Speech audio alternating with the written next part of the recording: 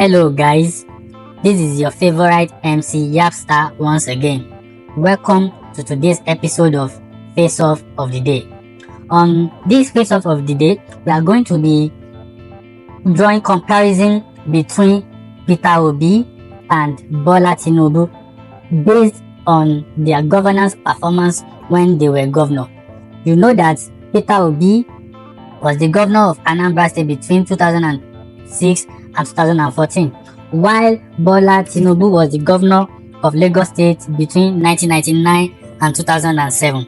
And so many people have been saying one is better than the other, but so far none of them has presented an empirical based comparison between the two. And that's why I've taken it upon myself to actually put these guys head to head, side by side, to analyze their performance during their time as governors of their individual states.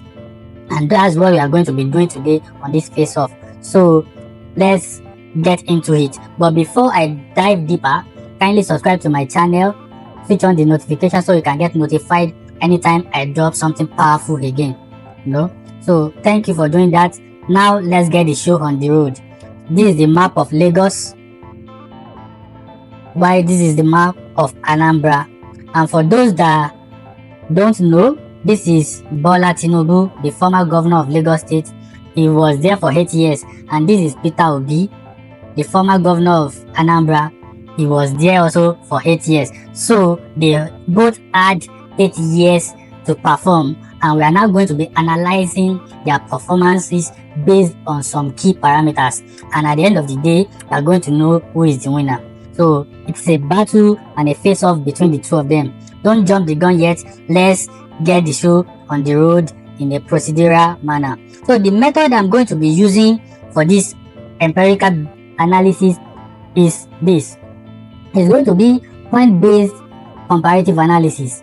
I'm going to be evaluating these two of them on 7. This is a mistake. On 7 key parameters. And each parameter will be scored out of 10. So I'm going to be giving them a score from the scale of 1 to 10. And I'm going to be providing details explanation for each of the scores. So at the end of the analysis, the scores of each categories are going to be tallied. And that's what we are going to be using to know the overall winner. So it's not going to be limited to one category alone. The sum of all the points they got in each of the categories is going to be added together, and that is what we are now going to be using to declare one of them the winner. So these are the parameters I'm going to be using: economic development when they were governors, infrastructural development, education and human capital development, healthcare, security and law enforcement, transparency and accountability, legacy and the long-term impact of the both of them while they were governors. So without much rhetorics, let's get into it. The first parameter, economic development. Let's see how Peter Obi fared when it comes to economic development of Anambra. So when he was the governor, he actually revitalized Anambra economy. He attracted investment, improved infrastructure, and supports small and medium scale enterprises. Those are facts. Also, he cleared the state's debts and left a significant surplus in the state treasury. Actually, he saved a lot and he left a whole lot of money after he left government. Also, he focused on creating a business-friendly environment. And based on all these things, I gave him 8/10. Okay, that's Peter Obi. Now let's go to Tinubu, what he did when he was the governor of Lagos State. The first thing was he transformed Lagos by, attacking the tax collection that he met, attracted foreign investments and developed infrastructure. He actually increased the money that Lagos State was making through tax. But when they got to office, he improved their internal generated revenue, and tax collection became a thing in Lagos State. Also, he was also the one that is credited for laying the foundation for what Lagos State is today. Lagos State is now one of the largest economy in Africa, and kudos to this man, he did that. Also, he introduced innovative revenue generation strategies. He digitalized so many things. So he stopped manual collection of revenues. Everything went digital. And for this reason, I'm giving him 9/10 based on these reasons. And under these parameters, he actually carried the day. The things that he did are evident in this regard. Let's now move to infrastructure development. That's the second parameter that I'm going to be using. So for Peter Obi, what did he do when it comes to the development of Anambra State infrastructurally? These are the things that he did. He improved the road networks, he built schools, upgraded healthcare facilities, and these are very valuable facts. Also, he focused on rural development and urban regional projects. But he had some snag. Most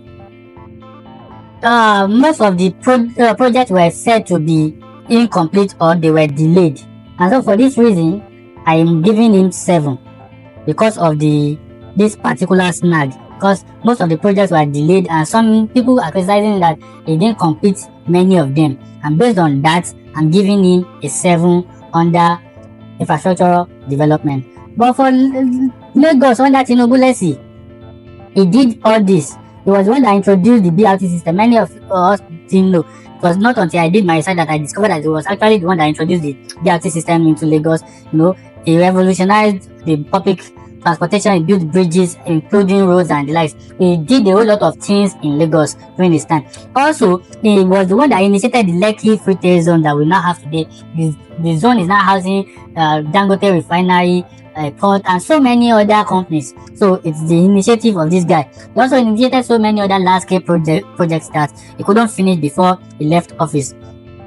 So it's credited for setting the stage for modernizing Lagos. All the modern infrastructure that you see in Lagos today are credited to the genius of this man. And based on this, I'm giving him 9/10. You can't dispute the fact that he's the brain behind Lekki, he's the brain behind BRT system. And for these 2 reasons alone, he edged Peter Obi in this category. So now let's move to the third parameter, which is education and human capital development. Under this, Peter Obi, what did he do when he was the governor of Anambra?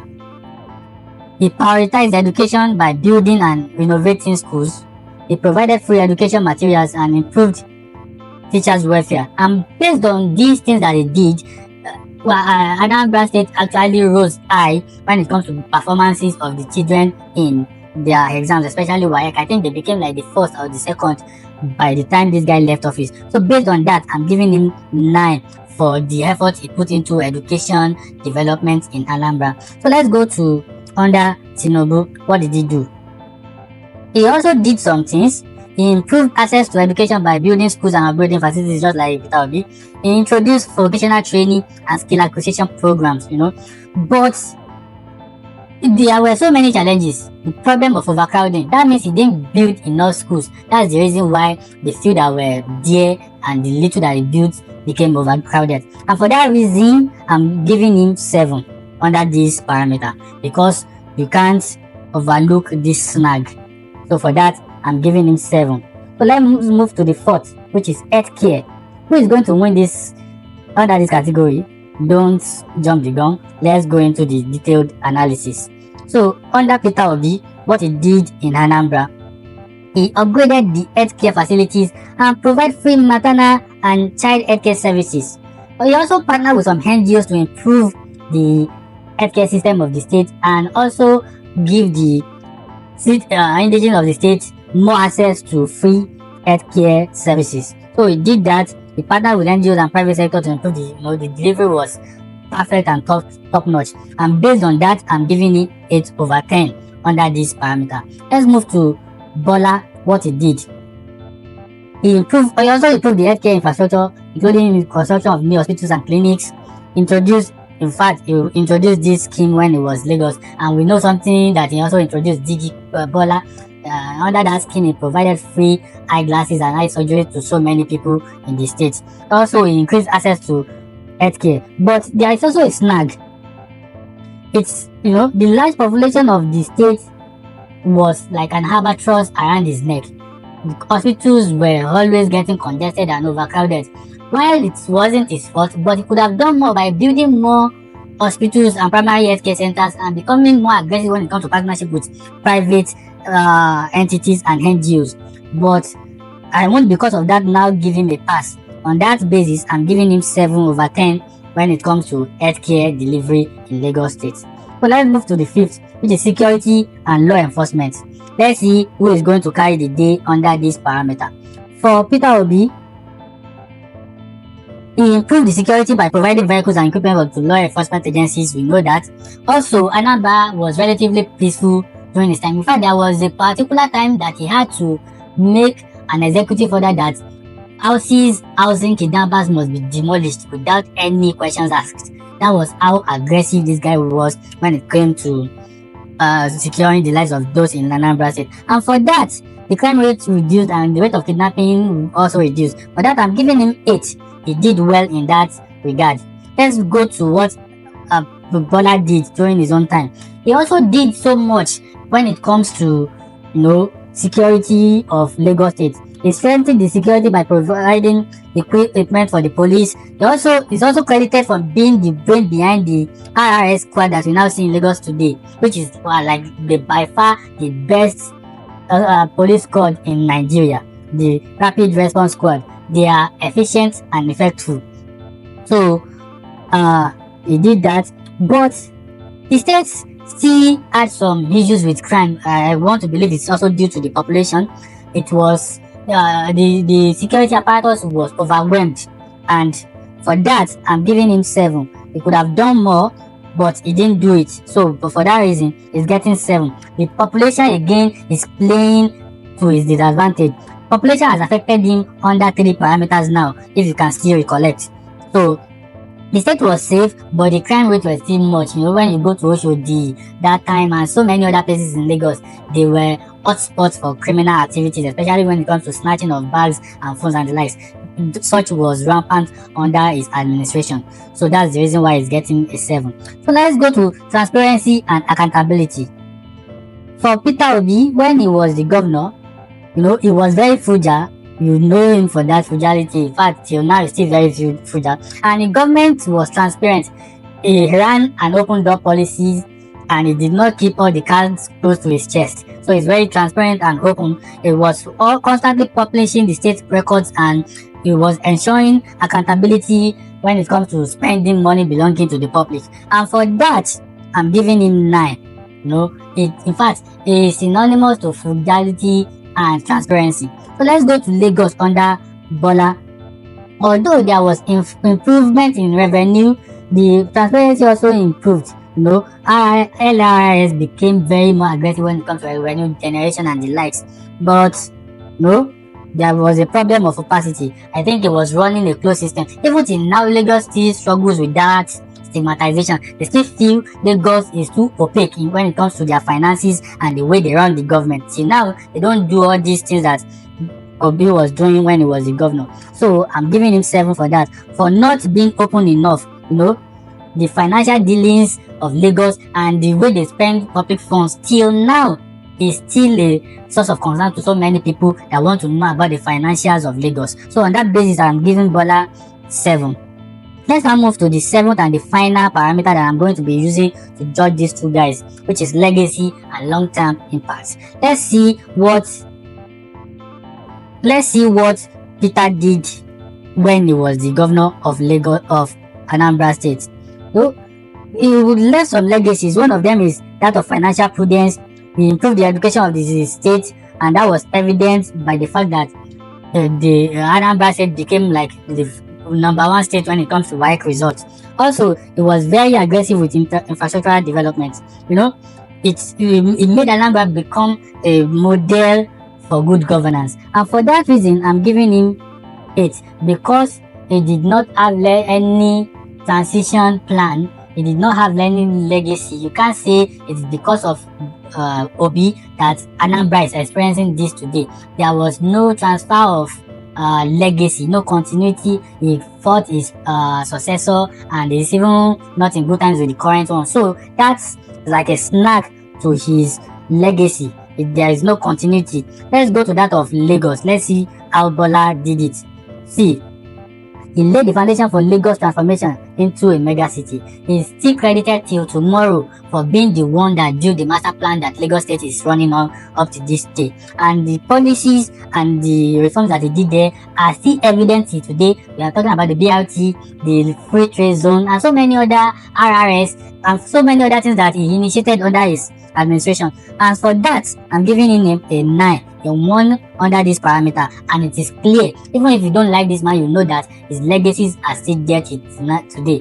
So let's now see who is the eventual winner. Let's calculate the overall scores that each of them got in those under those parameters. For Peter Obi, he had 8 under economic development, 7 under infrastructure, 9 under education, 8 under healthcare, 8 under security, 9 under transparency, 8 under legacy, and the total he got is 57 out of a possible 70.